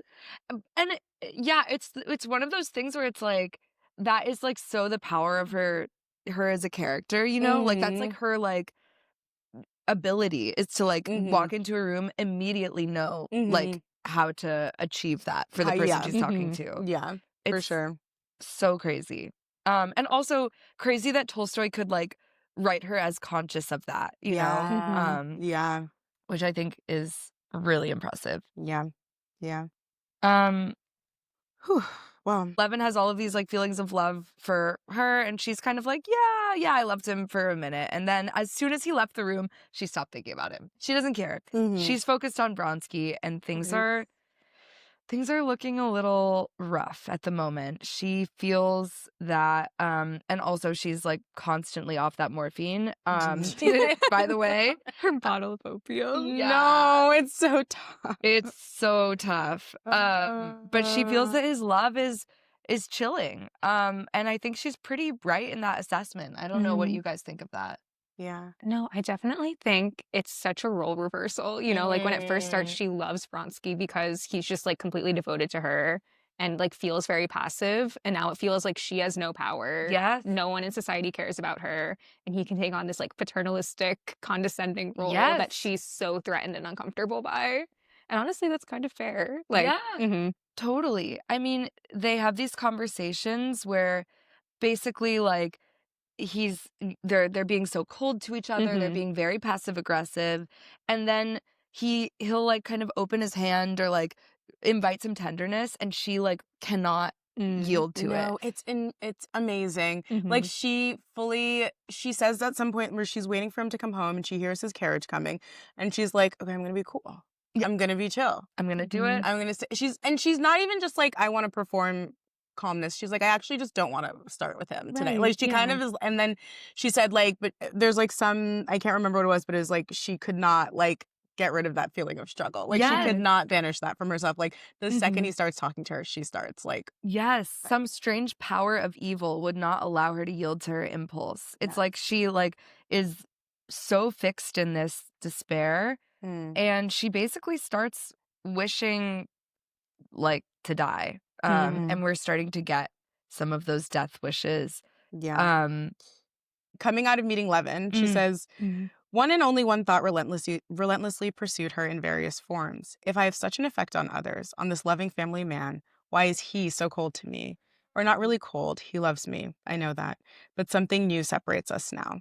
And so she's like thinking about how he's like gone. She's like, he's gone all night because he's babysitting his friend Yashvin. And she's like, what is he, a baby? Like, No, why doesn't literally. he want to take care of me? There's still this like issue that they had in an earlier section where she's like, he likes to be able to show me that he's allowed to leave the house. Like, Yes. he likes an opportunity to show me that he's free. But she's like, but I'm not alive. Like, I'm not free. She says, do I live? I don't live. I wait for a denouement that keeps getting postponed. It's so sad. And she does call him out for this, like... And this is fair. Because this is really fair. Stiva is like, oh, he's waiting for Yashvin to finish to make sure. And meanwhile, then he left him there. So I'd be pissed too. Yeah. I'd be like, well, why are you guys lying for each other? Where is that coming from? You know? Yeah. Also, not even a good lie. No. I needed to babysit my friend who gambles. Yeah. Come home. Come on. He's addicted to gambling, and that's not gonna change. But yes, happier news. Happier news is happening in the Levin household. And Levin basically starts to get used to this like drunken city life. And I also love this idea. There are no conditions to which a person cannot grow accustomed, especially if he sees that everyone around him lives in the same way. So Levin wakes up 3 months later and he's like, low-key, I'm fine. He's like, this is one way to live. Yeah. I can keep doing this. But things kind of jolt back into place for him because Kitty wakes in the night, 5 in the morning, and she crawls back into bed and she says, fetch the doctor. It's coming. Oh, fetch the bolt cutters. Fetch the bolt cutters.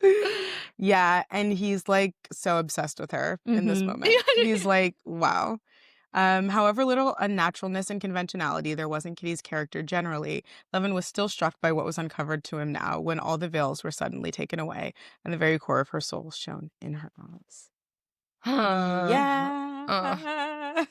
The very core of her soul. Eye roll, please. It's so frustrating. He loves her. He loves her because she's a perfect mother. I know. It's like, oh my God, he loves her when she's like showing her female charms. It's so true. Oh my God. Not if she's using those charms to charm other men. No, however. exactly. Yeah, no, it's true. It's her female true. Innocence, let's say.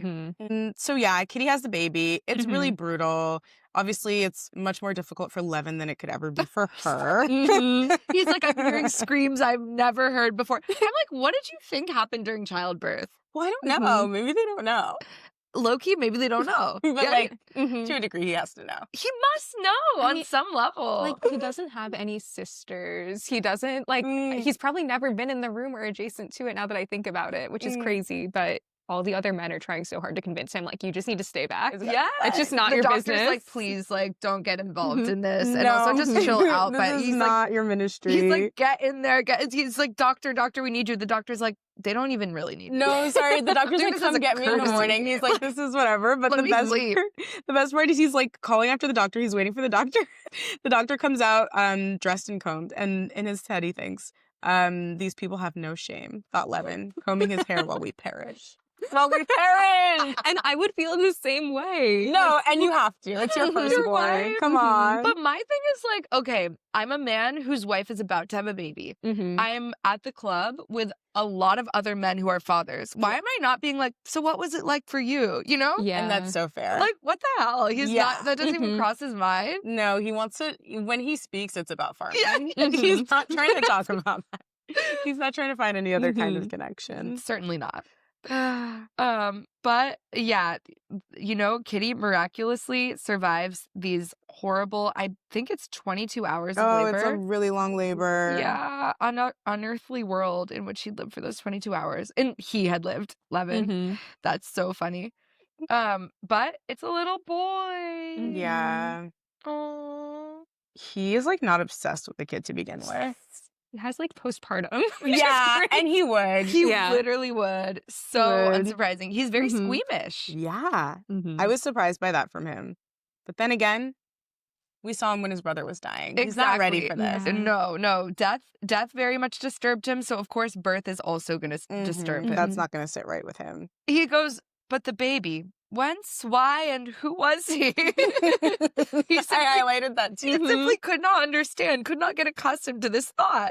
It's so funny to like be your entire life obsessed with the idea of having a child, then be confronted with it and be like, who's that? No, I'm sorry. The next sentence when he calls him superfluous. What? Oh, great. Another person. Superfluous is a beautiful name for a baby boy. Like, it's crazy. But, oh my gosh. That is so funny. Wow. So he's like struggling to find paternal feeling, etc. But anyway, some other crazier stuff is happening. Some shit's going down. Yeah. Yeah. Obviously the Levins are spending a lot of money and they're having conversations about like, oh, you know, it's sure it's expensive in the city. They've got nothing on what's happening in Oblonsky's house. His affairs are in a bad state. Oblonsky is on his knees. The money for 2/3 of the wood had already been run through. No, stop. He's begging. He's saying, please, Dolly, give me some money to his wife, who he's just completely cheated on for his entire life. He is a disaster. He wants to sell everything she's ever owned. Like, it's crazy. He's like running to the pawn shop. He's like, as a matter of fact, why don't we just, some of those kids' clothes, we can just, no, you know what I and mean? he's like, what if we shaved your head and sold that too? It's just crazy work from Oblonsky. Coaxing 50 rubles. Like, no, oh my God, just for 50 rubles. So he's looking for a new position. He's like, I think I could solve this problem by getting appointed as on the commission of the United Agency for Mutual Credit Balance of the Southern Railway Lines and Banking Institution. Which, as we all know, they don't do shit. Nothing's gonna happen. The committee for committees of doing a committee, credit balance, etc. Yeah, the contempt here is clear in the title of this. 1000%. Tolstoy is making a funny. Yeah. So he's like trying to get that job. He's kind of begging for it. He goes to Karen and he kind of tells Anna like and Vronsky that he's gonna go and like, you know, talk some sense into him about the divorce. But while he's there, he's like, hey, can you put in a good word for me about this position on railways and mutual credit balance? Like, which he can say without even like messing up the title, because it's so near to his heart. Like, he's like, I love that line. That it's like so good. It's such a mouthful, but it doesn't even matter because he loves it so much. Yeah. Karen's like, I don't really care, and there's way more stake in that with Bulgarinov. And Steve is like, oh yeah, Bulgarinov actually totally agrees, and he's lying because he went to Bulgarinov. Oh yeah, and Bulgarinov wasn't having it. No, did not like him. Yeah, made him wait for 2 hours. It's so awesome. It's what he deserved. Which was offensive to Steva because he was like, why would I be waiting in a Jew's anteroom for 2 hours? Well, sir, you're in need of a job. Sir, you're in need of employment. Right. Sir, you're in 20,000 rubles worth of debt. And Karenin also is kind of not having it. And he's not even really having the divorce conversation. No, he's in the middle of something else. And what he's going through. Can someone describe this situation that we walk in on? It's like, I think the phrase I used was like, it feels like a Christian sex cult. Like, it feels like this crazy polyamorous, scary dungeon that he finds himself in. It is so spooky. It feels like it's like giving, it's giving like drug den. It's giving crack house. It's giving Grey Gardens. It's like he has gone off the deep end. He literally got denied one promotion and now he's lost his mind. No, it's literally like, oh my God. It's like when, you know, somebody kind of like, all of those movies about like rock stars like Michael Jackson or like Brian Wilson like falling in with like a really scammer person but just like only trusting them forever. That's what's happening to Karen. It's definitely giving cult in a big way. Yeah. And this random like little French man that's just like in this situation. Like I kept underlining sections and just part in chapter 21. Like I feel like Oblonsky definitely thought that there's this awkward moment, which I feel like was a gay joke, where Tolstoy has this like framing where at first there's this awkward misunderstanding where Oblonsky thinks that Lydia is talking. She's like, Alexei found him. And she keeps using this like overt, like kind of like language. Like, she found him and put him in his heart. And she's talking about God, and it takes him like 2 paragraphs to realize that. God. And I feel like Oblonsky thought him and his she's like the little French man across the corner. He's in love with He's like now. doing the math. And Yeah. he's like, feels a little guy. And the thing is, Oblonsky in Moscow is miserable. Mm-hmm. He's like, I need to be in Petersburg where the party's happening. Like, people are so much more normal and chilled. Like, everything's more fun. But he sees this and he's kind of like, so he's a clairvoyant Frenchman who you just keep around and trust in everything he says when he's hypnotized. Like, he just can't. He's skeptical. Yeah. And, you know, for us to get to that point, that's tough. You know it's he's in deep. Yeah. Yeah. But basically they're like, oh, this Frenchman, he'll be the one who can sort of divine whether I should grant this divorce. We don't really get an answer. We don't, because basically Oblonsky goes back in with Lydia Ivanova and Karenin, and Lendo is in there, and Lendo is also, because he like saved this countess's husband's life, apparently, purportedly. He's now going by Count Bezabov. So he's assumed like a new like Russian noble identity. It's giving just scammer out the wazoo. But he starts to fall asleep in front of all of them, as does Stiva. And Stiva hears Lydia say like he's asleep, and he's like, fuck, like, oh my god. He's like, oh my god, they saw me. Meanwhile, they're staring directly. They don't even see him. They're like, Lando. Lando is asleep. Because he talks in his sleep. Yeah. And he gives them advice. He gives them, you know, sort of like direction. He is scamming them down. No, like, it is so good. It is an incredible scam. Deeply, deeply. It reminds me, has anyone seen the movie Barry Lyndon? I haven't. No. Okay, they basically pull this exact scheme. They'll just be like, okay, now I'm getting the feeling that you'll need to send me money. Like that, you know? And that happens. Exactly. Yeah. Yeah, it's so weird because Countess Ivanova is like supposed to be so pious, and such a Christian, but this doesn't feel very Christian. It's strange how they can make sense of it with it is Christian sex cult. Where it's really weird, and I'm like, did they also have morphine? Is my question. There was drugs involved. Yeah. It's strange. Anyway, it's so awesome. It feels like such a great consequence for what Oblonsky does to Levin. It's like he gets out freaked. Yeah. He gets put in like a scary, crazy situation. Totally. Yeah.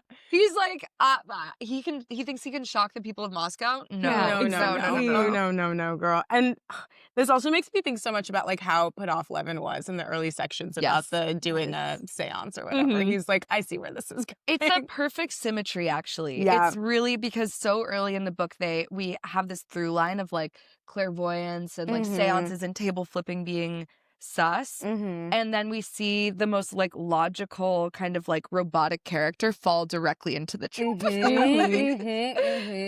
Like we see it play out in real time, and it's nice to like for that to be the end of his storyline. Makes so much sense to me. It does. Yeah. It's juicy. Yes. Yeah. Yeah, I love when he says the Frenchman slept or pretended to sleep. Like, in his real or feigned sleep. And I love to see this side of Stiva getting out freaked, as you say. I think that's perfect.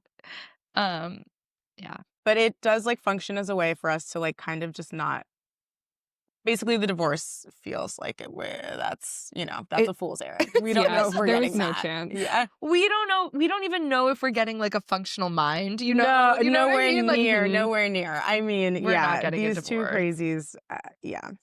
Not a chance. So we go back to Anna and Bronsky in Moscow, and not only they haven't heard really about the divorce news yet, but things are going badly either way. Yeah. The same old fight. We open this section with like an amazing series of lines. In order to undertake anything in family life, it is necessary that there be either complete discord between the spouses or loving harmony. But when the relations between spouses are uncertain and there is neither the one nor the other, nothing can be undertaken. Many families stay for years in the same old places, hateful to both spouses, only because there's neither full discord nor harmony. Oh, no. Mm-hmm. But Anna doesn't play that. No. No, She never. doesn't want that in between. No, she's not going to stay that way. That's for No. sure. No. She says, I need my loving harmony. Yeah. She said, we're getting the hell out of here. Mhm. We're leaving Moscow. She packs her bags. She's basically starts to pack the bags and she's like, I'm getting jealous of everyone around me, including Princess Sorokin, who I think Vronsky's mom just wants him to marry. So you're right. Yeah, she like starts to take some action. Yeah, it says, having as yet no object for her jealousy, she was looking for one. She's looking for a woman to be mad at. And she finds one. but And she's while like, we're at it, she can throw some hate at Vronsky's mom. Why not? course. and you know what? Even her own daughter. Hey. Why not Kitty too? Like everyone's the enemy right now. Everyone's the enemy. But she decides to take some action. She's like, let's get out of here, packing her stuff, getting the bags out. And then Vronsky comes home. And I think this is like such a turning point for my perception of Vronsky. I don't know about you guys.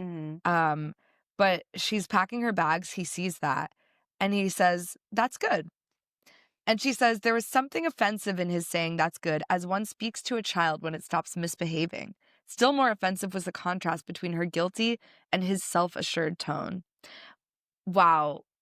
That would piss me off. It is offensive. It is. It is offensive. And, like, part of the issue here is that, like, even though she might be the smarter one, the more charismatic one, like, whatever, the more interesting one, the more beautiful one, she's still the woman. And this is where she's made to feel like a woman. When he's like, oh, good. Yeah, pack up the bag. You've been acting so weird and dramatic about the fact that nobody in the city will talk to you. No, literally. Good job. Yeah. It's crazy. That's great. That's so No. good. I'm so proud of you. Like, Nasty it's messy. word. No, that's horrible. It's really like my blood would start to boil too. Yeah.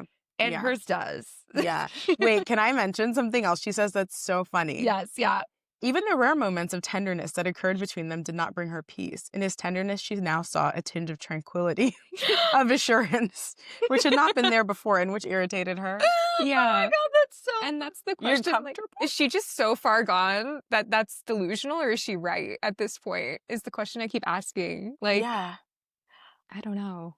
Yeah. I mean, it's tough because it says something about what she expects from a relationship. Right. You know? It's like she does want him to be on his knees. No, but literally. frankly, Yeah. She's like, you should be suffering for me. Yeah. You should be begging to be with me. Yeah. You should never feel at peace. Yeah. You should never know. Yes. I never Exactly. want you to know peace. You should always think that I'm out of your league. Yes. Like, Yes. that is so the dynamic that she needs. Yeah. Yeah.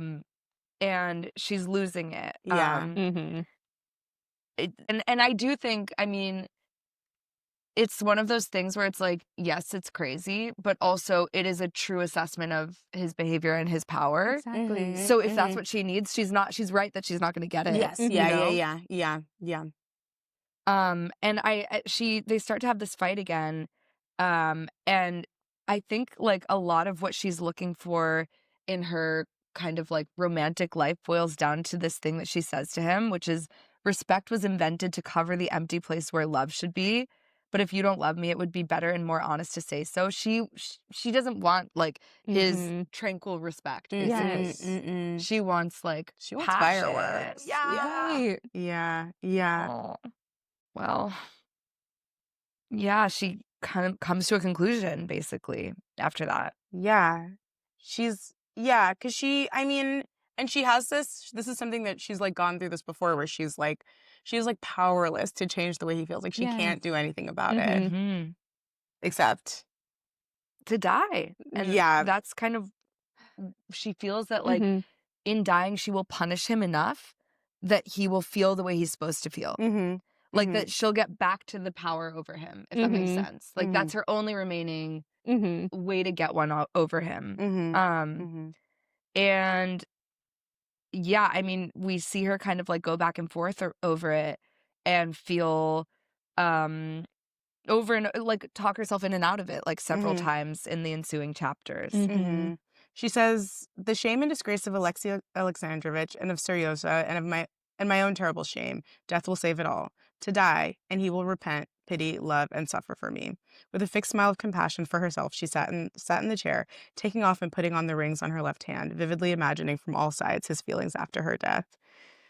It's so like little kid running away from home. But obviously this is so much bigger. Yeah. Not the death, not just the death. Like, obviously death is bigger, but because it's a solution to a much bigger existential issue. Like, it feels like such a painful and also, again, very contemporary, just like way of showing suicidal ideation, where it's like she's really fixating on it, and it's really all about, like you were saying, just like power and how she doesn't have any anymore. And it feels like this is the only way she can sort of get it back and maintain some sort of like control. Yes. Yeah.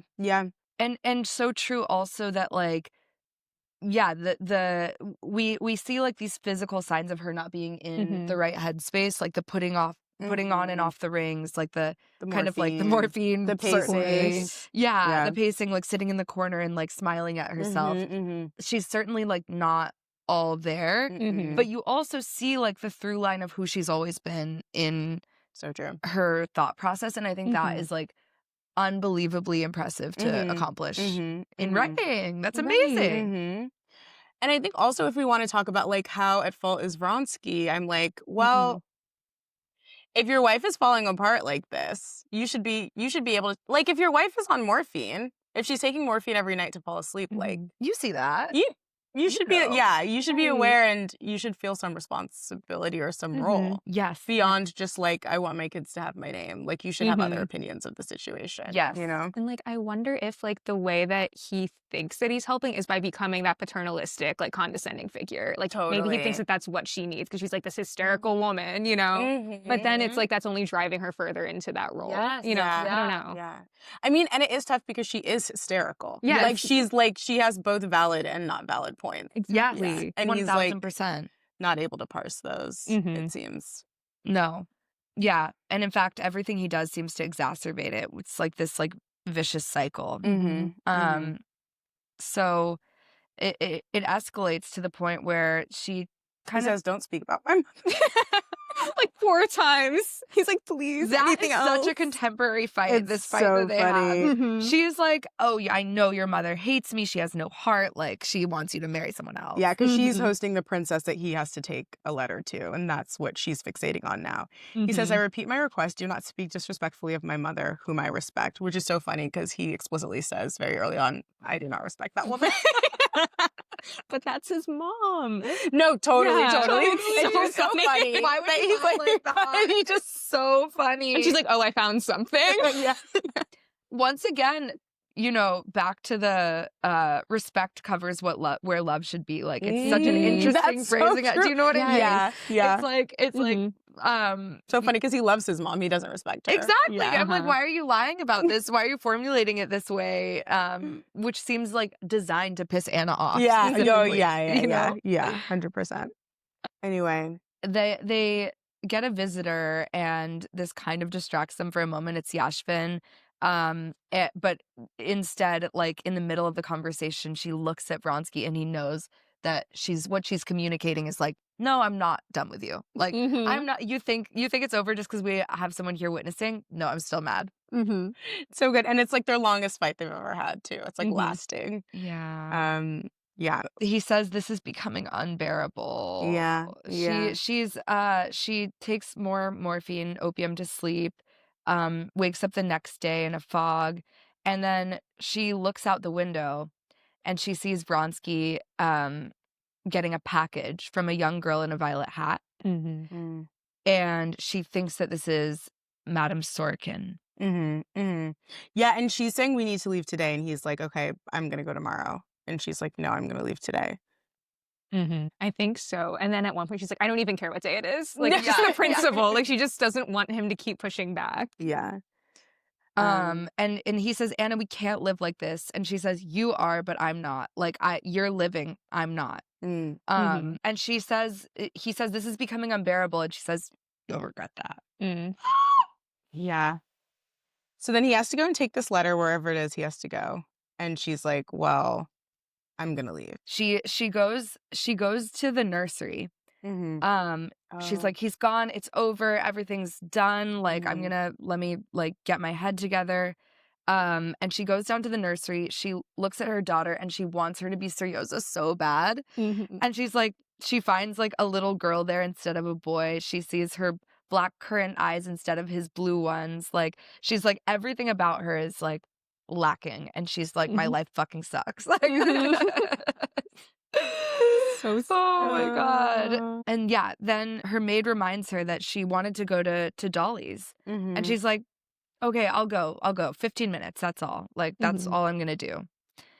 And then does she actually even make it to Dolly's? She does, yeah. And Kitty's there. And I think Kitty Yes, feels sorry crazy. for her, right? Yes. Kitty's like, this woman is not doing I well. loved this scene. Like, Yeah. it felt so like I've been in this situation before where like someone comes in and she's trying to do like a true like psychological warfare situation where like Anna really thinks that she's going to ruin Kitty's life and devastate her and brag about how like she seduced her man, and it's so crazy and it just totally flies over Kitty's head. Or like it does and it doesn't, where like she's just sees that this woman's uncomfortable and she's just like, I kind of feel sorry for her. Yeah. Like, let me bring my Christian heart out to this woman, and that's how she wins. Kitty's Oh my revenge. God. This is Kitty's revenge. This is so Kitty's revenge. Yes, it says, yes, I'm very glad to have seen you, Anna said with a smile. I've heard so much about you from all sides, even from your husband. He visited me and I liked him very much, she added, obviously with ill intent. Where is he?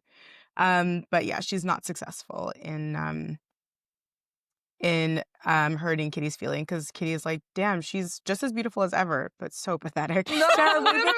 She's like, I feel bad for her. You've changed. Yeah. Oh my God. Ugh. Dolly can tell that something's up with her. She's like, wait, actually, she's not the same as ever. Yeah. I remember she said like she looked like she was about to cry in the hallway. Like something's up. Yeah. And she, at the end of it, Anna kind of stands up and says, I came to say goodbye. And then Dolly says, when are you leaving? And Anna doesn't answer. There's some kind of messenger back and forth, like some kind of like weird Shakespearean thing. I think it wasn't it that she like tried like 3 times to contact Vronsky, like 2 or 3 different messages. Yeah. And then one gets delivered late. Vronsky sends a telegram back saying he can't come before 10. And she doesn't hear any more from him, even though I think he sends another one after that saying he actually can. Is that right? Yes, it's his response to her first message and not to her second. Yes, exactly. Yes. But she sees he can't come back before 10 and she's like, I need revenge. Yes. Like sends her. Yes, she did not realize that his telegram was a reply to her telegram and that he had not yet received her note. Yeah. I don't know the difference between a telegram and a note, but he is not. Well, I think it was like the first one was kind of like, I need to see you soon, please. And the Yes. second was like, I need to see you soon, like right now. Get your ass Yeah. over And like he here. didn't get how severe it was because he only had the first note. Yeah. Yes. Yeah. Too late though. She says, I'm leaving. I'm going. Where? To the train. To the train.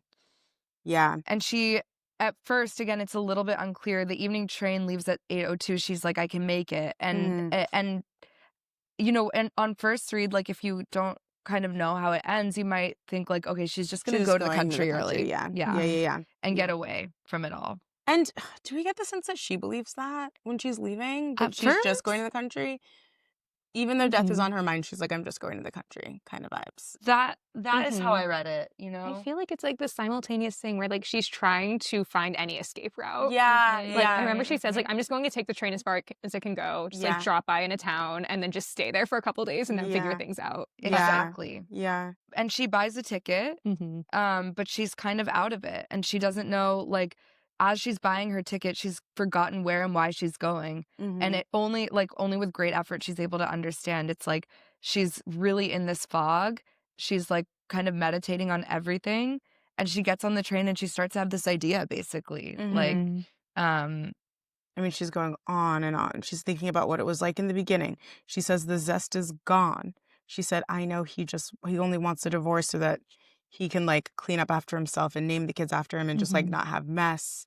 And then she said, yes, I no longer have the same savor for him. If I leave him at the bottom of his heart, he'll be glad.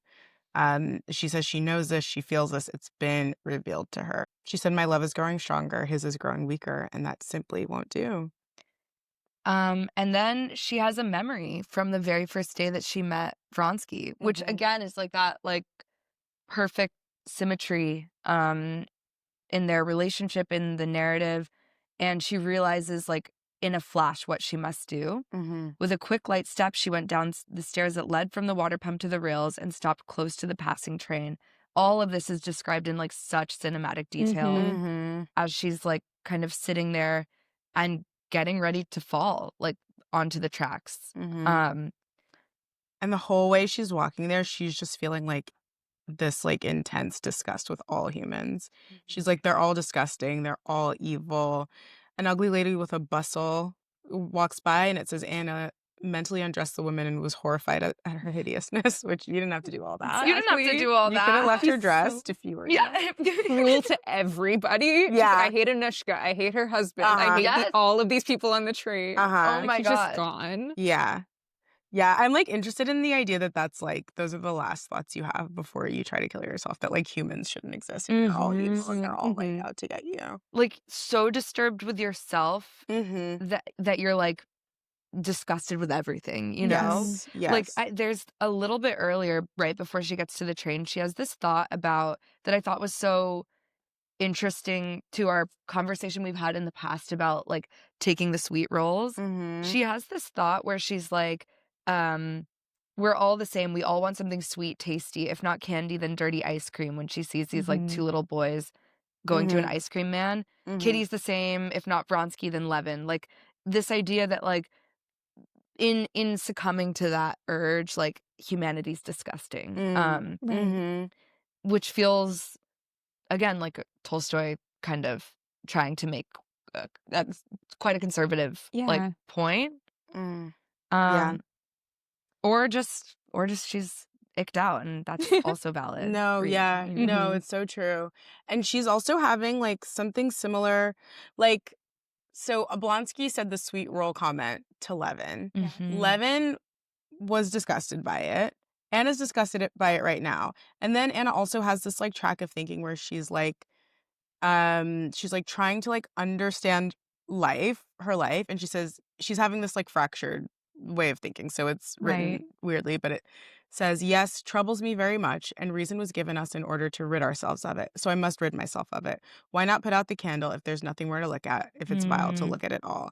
She's like, reason is disgusting her, which reminds me so much of like what we get from Levin in part 8, where he's like so trying to make sense of his life. It's like this same thing where it's like Levin insists on being inside his head, right? Like, he refuses to get outside of it. And here we see like Anna truly like really trapped in her head and like tortured by her faculties. No, right. Or like Leah, like that line about the dirty ice cream like really stood out to me. And especially like in all the points about like this book loves food. And like I love working with food. Like, that's my industry. So it's just like it really stood out to me, especially like that before all of this like crazy manic train station situation, like she has no appetite. It says that she skips her meals. And then how that applies to what you mentioned, like she sees these kids eating ice cream, like literally an objectively innocent and nice thing, and she's like, that's gross. That's yucky. Yes. And it's like she just can't see anything except through the lens of like this hatred and vile and just like self-disgust and just the idea that everything has to end. It's bonkers. And it's also like rejecting the flesh, like rejecting like earthly pleasures. She's ready to go. Right. The zest is gone, like in every single way. She has like she's like does not see the light. And there's like one of the most tragic moments, I think, in the book is, I know what you're gonna say, as she's doing what she's doing, laying herself down on the tracks, like falling forward, she has an instant where she says, where am I? What am I doing? Why? She wanted to rise, to throw herself back, but something huge and implacable pushed at her head and dragged over her. Lord, forgive me for everything. And that is like this last moment of her life where she's like, no, wait, I don't want to do this, but it's too late, you know? But yeah, no, totally. And it's so crazy. And then the next thing it says, Lord, forgive me for everything. She said, feeling the impossibility of any struggle. Perhaps it was always going to be this way. Yeah. And even the very last bit here, we get the repeat of this vision that she and Vronsky have shared of a little music muttering to himself. And I don't know if we've ever like quite figured out exactly what this means. No. But it seems like a sign of bad. It doesn't feel good. Bad No, omen. yeah. God. Yeah, what does that mean? It's this grubby old man. He's working on the irons. And I remember like the details stood out to me. She was like horrified that he wasn't paying attention to her. Yeah. It's like he's working, he's poor, he's old, he's gross, and he doesn't even notice me. Yeah. Like, I don't know. I don't know what to make of it. It is the very final image that we get from her life. And then her candle goes out. That's the end of part 7. It's such a beautiful line. Yeah. Like, I don't know, like, rest in peace, Anna. Yeah. No, literally R.I.P. R.I.P. Anna Karenina. R.I.P. Yeah, I feel like it's one of those things where, like, even though you know it's coming, it's still, like... It still hits. It really hits. It's really, like, such a tragic and, like, detailed depiction of this death. Right. Like, it's really, yeah. Yeah. Never kill yourself. No. And I'm so serious. I'm dead serious. I know it sounds like I'm joking, but never kill yourself. Like, life can be beautiful, you know? And maybe now we gotta tag ourselves in this. Oh my gosh. No. You know what, Layne? How about you go first? I need time to think. Yeah, sure. I mean, like, so Levin has these 3 terrible parties at the start, and the first one really stuck with me. I think it was Metra. And he's so it's the one thing he's excited about is to meet with this like idol of his. He's like, I need to talk to the experts. He's like, I've been reading his articles, I love them. And then he meets him in person and he's like, wait, I actually hate all of your ideas. And they have nothing in common with anything I like or think. And in a weird Levin moment, he's able to sort of take it lying down. He just listens and he's like, I actually have nothing to say to you. And then he just leaves. I'm out of here. And it's kind of beautiful. And I feel like that's something I've had to learn in my life. It's like to know when it's not worth an argument. And that is so relatable. So rare for Levin. Oh my God. It's honestly his biggest character arc. It was so unlike him. I was so surprised. Maybe that's why I related to it. So I'm normally not 11. Right. But I don't know. Ugh, that's so real. Yeah, what about you guys? Well, so this is going to surprise no one. I kind of felt like Levin. I don't know. But like which Levin? I feel like there are 18 Levins in this section. And I'll tell you which one. I am Levin going out and being like, oh yeah, I love going out. That's so funny. It's like, I could get used to this. Not so bad. Well, that's just something. I'm also Levin in his lifestyle creep. He's being like, let's just sell a little more wood. No, I also love when he's like, it is actually so easy to just spend the money. When he's like, it's so much easier to spend the money than to think about how to save the money. He was like, just spend it. That was just like me for real. That was so relatable. Oh my God. King. Leah? Wow. God, Levin really did have so many relatable moments in this section. I almost want to pick one of those.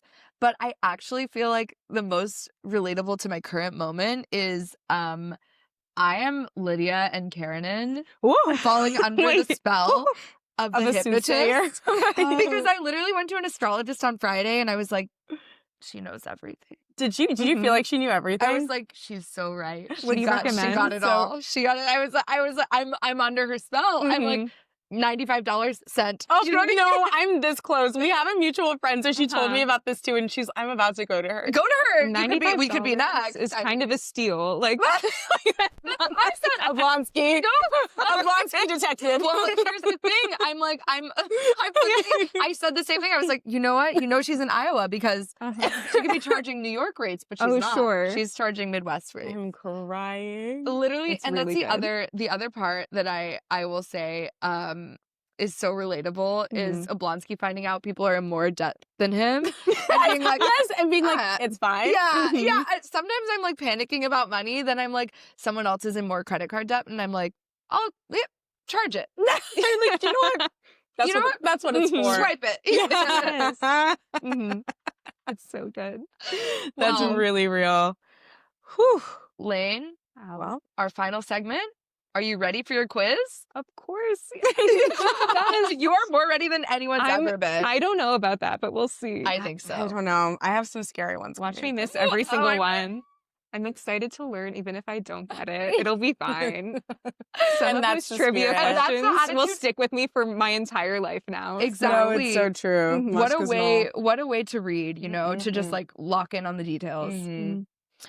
Okay, well, what is a color? This one might be easy, but it might be Mhm. hard. Let's see. What is the color of the hair of the English girl that Anna is taking care of? Oh no. Is it red? It's red. Wait. Amazing. Come on. Let's go. Let's Amazing. go, Layne. Okay, Okay. I have one. Anna has a bag with her at the very end. Uh-huh. What color is that bag at the end of her life? It's also red, right? Red everywhere. Oh my Okay. God, Layne, you are It's her little red crushing. bag. Oh my God, yeah. Mm-hmm. Okay, Amazing work. this one might be tough, but who knows? When Anna goes to see her daughter before, heading to the train station, and she's like freaking out that that's not Seriosa, Mm-hmm. she compares her daughter's eyes to what fruit? The black currant. Yeah. Yeah. Oh my God, you I are feel like you crushing. referenced it at some point during the episode too, so it's a little bit of a hit. I mean, which I listen, appreciate. guys, this is what she was doing at trivia. No, exactly. I'm like, Mhm. imagine this on your trivia team. Mm. Like, you're never Like, losing. yeah, You're never to imagine be that black. defeated. Okay. Let's see if you can go 3 for 3. I think we also referenced this, so maybe it's too easy. How much debt is Oblonsky in when he goes to beg for his new post in St. Petersburg? Okay. Was it 20,000? Yes! Wait. Back to back. Let's What go. can I s- Wait, okay, follow up. Okay. What's the salary of the new post he's Oh, applying for, no. trying to get? I know it's like crazy high. I know Alexi was mad at how high it was. He was like, "You don't deserve that much "That's not money," even and he a said job. that to his How could you face. pay for that?" You're not gonna do anything. Was it like 15? I think it was 9. So Okay. dang, I'm sorry. I should let's cut That's the so follow-up. okay. No, please. I like the run you've been on. No. Okay, my next one is quite rude. I feel like you're not gonna. It's That's this exciting. one's like kind of like an extra credit kind of Uh-huh, vibe. sure. Do you know what I mean? And it's also the last one I have. Mm-hmm. So when Vronsky comes home from babysitting Yashvin, Yes. he tells Anna, listen, he was doing pretty well. He got up to X number, and I pulled him away at that point, Ooh. and then he went back and got himself into debt. Uh-huh. So how much was Yashvin up when Vronsky pulled him away from the gambling table? Was it like 700? No. No, but kind of, you're close in a way. Yeah. It was 17,000. That's actually not rubles. close at all, but I No, but appreciate you got your the 7. generosity. You had the 7. The 7 There was a number 7. Yeah. I was trying to like do the math because like the conversion's also so strange. Oh, yeah. But I was like, wait, there's no way he got in as much debt as the salary, right? But it was actually much more than Much that. more than yeah. That's how yeah. these men live. Double the Yeah. Yeah. They're crazy. Oh my gosh. Wow. Thank you Layne. so much, Layne. Yay. What an honor to have you. This on was the pod. so much fun. We What a love delight. all of our passenger You're a princesses. natural. No, Oh. born to I podcast. was Born so for it. nervous. And you Oh guys my have been so God. generous. You're and not giving nervous at all. You're like giving professional. We couldn't That's- tell. No, yeah, genuinely. that's really, really good to hear. Oh, thank you so much. Love you all. Oh, thank you. Thanks for coming on this journey.